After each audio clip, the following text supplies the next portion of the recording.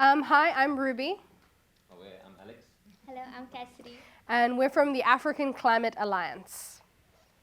Hi, my name is Iragwa Madi Adin. I'm a climate activist from Rwanda.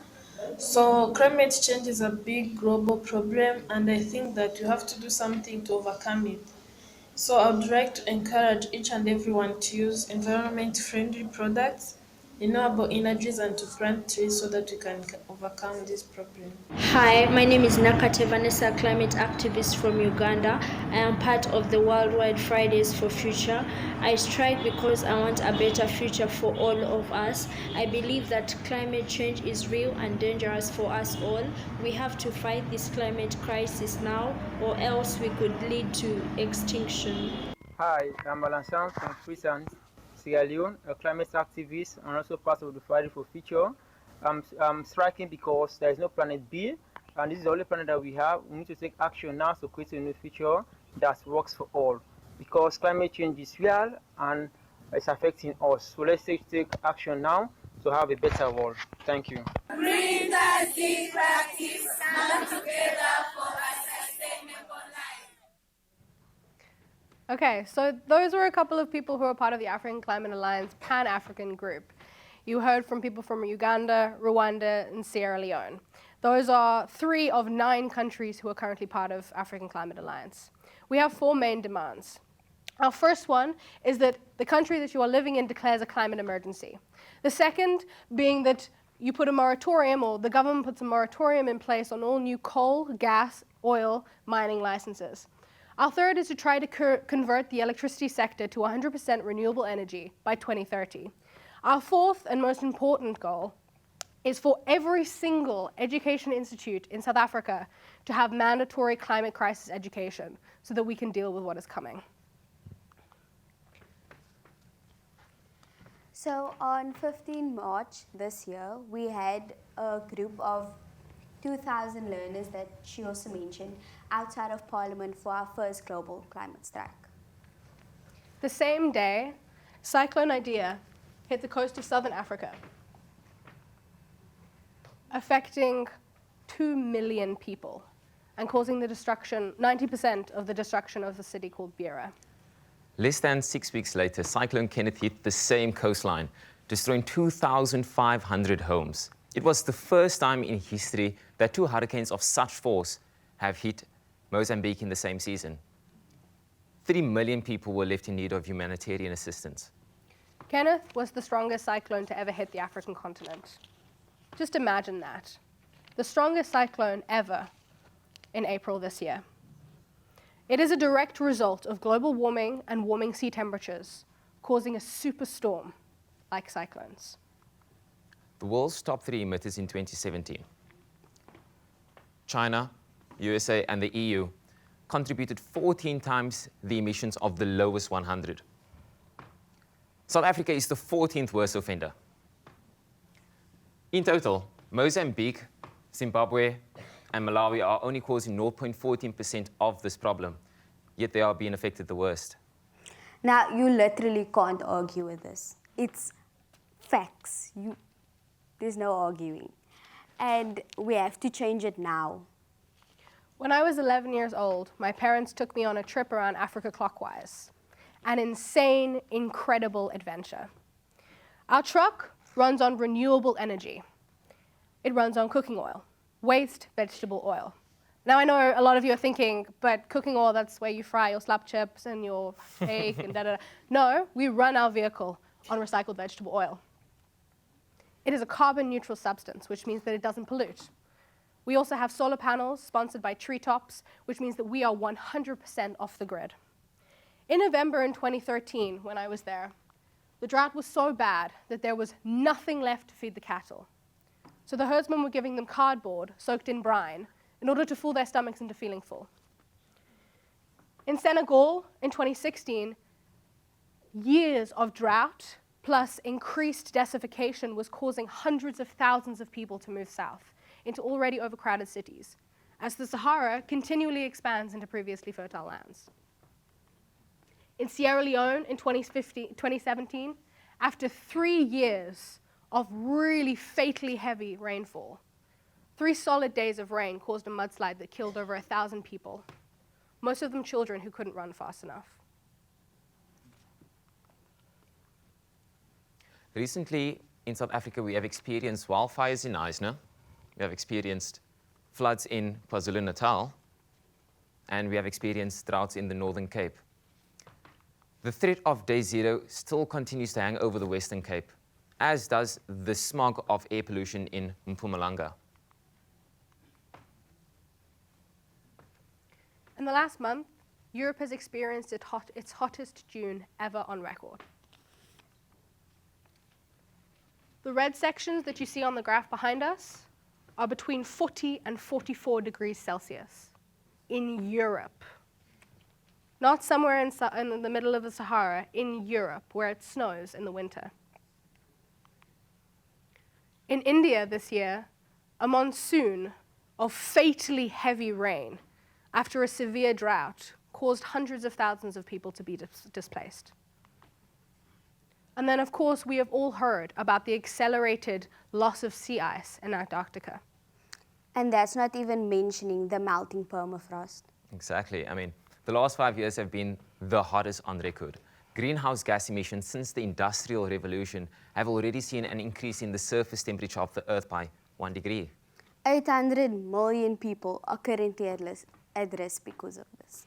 If the human race continues to spew carbon, methane, and other fossil fuels into the atmosphere at this rate, the International Panel on Climate Change's report that Sarah mentioned of 2018 states we will hit 2 degrees by 2030, So this unleashing a potentially catastrophic climate experiment. So this literally means that we only have 11 years to save the Earth. Now, at this point, I ask, why aren't we screaming from the rooftops and saying that this is an emergency? We are all scared. We are. We need to accept that.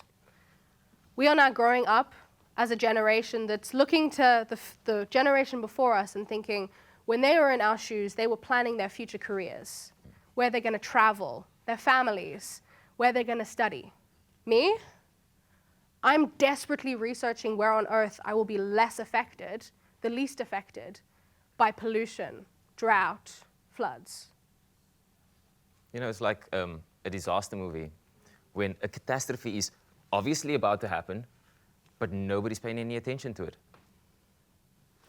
So the big question is, when is the hero going to save us? Who's going to help us with this?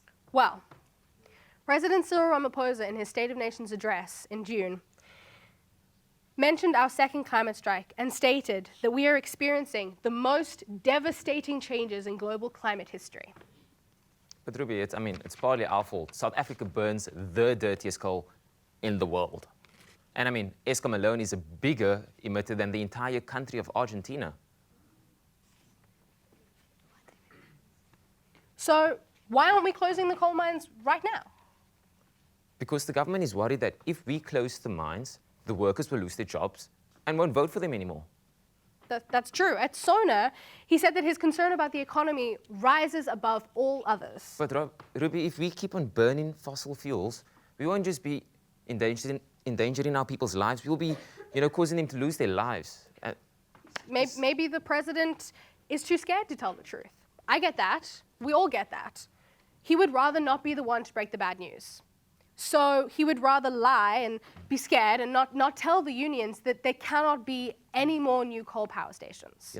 The climate crisis seems so far away.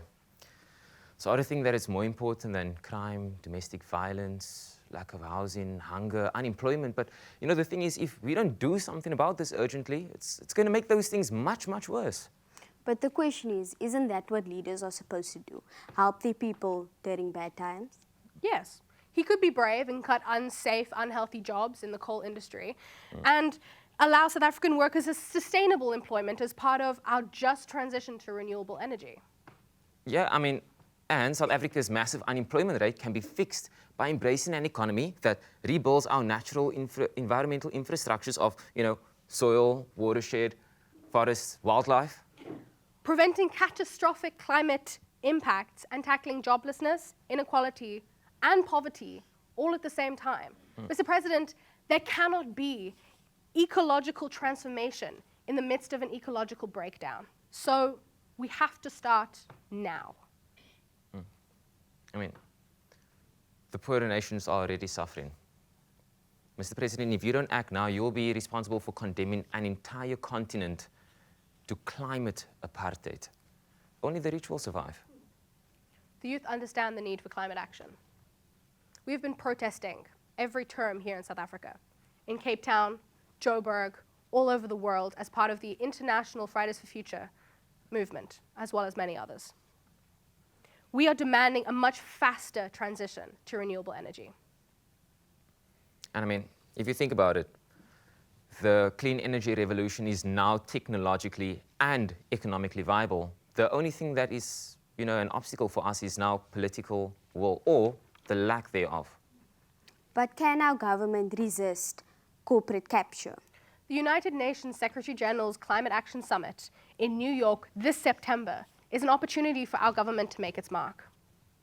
Well, I mean, we urgently need dynamic leadership to take decisive action. Unless we act now, drought, disease, floods, wildfires, food insecurity, total economic collapse will plague our land, affecting and impacting the poor the most.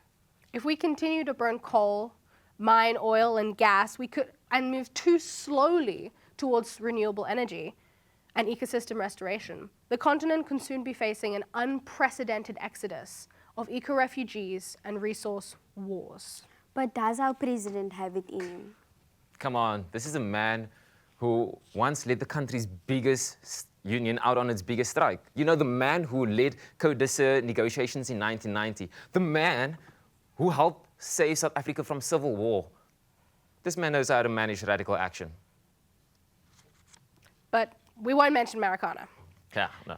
Please, Mr. President, don't let inaction on climate change be a red mark against you in history, like inaction on the HIV epidemic was on Madibas. And in 2020, you'll become the African Union chairperson.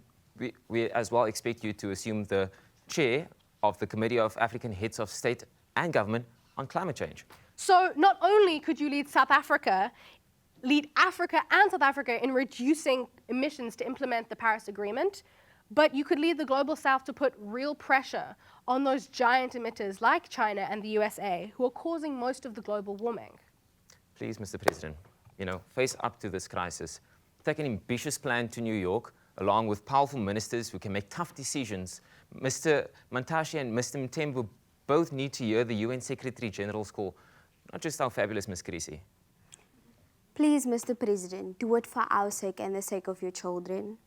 Be brave and do for Africa what President Madiba did for South Africa. You could be the Madiba of climate change. In 1976, the youth of South Africa were forced to step up when the determined blinkeredness of the apartheid government was jeopardizing their education. Mr. President, your government's inaction in the face of our climate emergency, this crisis, is jeopardizing our lives. Do not be the president that condemns a future generation. Please, sir, lead the way before it's too late. Don't leave it to us. Thank you. Thank you. Thank you.